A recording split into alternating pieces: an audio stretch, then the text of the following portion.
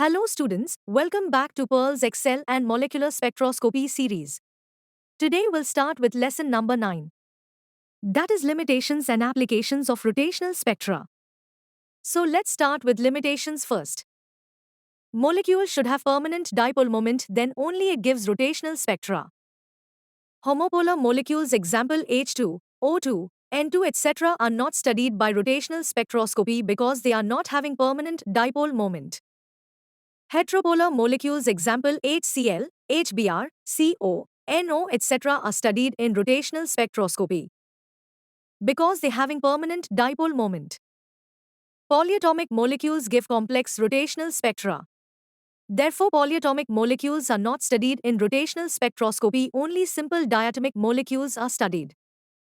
The molecule should be in gaseous state, then only it gives rotational spectra.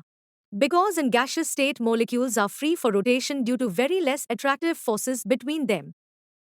But in solid and liquid state molecules are not free for rotation due to strong attractive forces between them. Therefore, rotation of molecule is done only in gaseous state.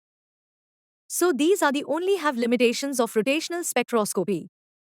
Hence, molecule should be in gaseous state to obtain rotational spectra. Now begin with the applications part. Heteropolar molecules are studied by rotational spectroscopy. Bond length of diatomic molecules can be determined by rotational spectroscopy. Moment of inertia, reduced mass, rotational constant values for molecule can be determined by rotational spectroscopy. Isotopes in the sample are detected by rotational spectroscopy.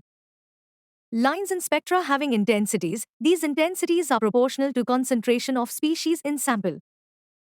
Therefore, concentration of sample can be determined using intensities of spectral lines in rotational spectra.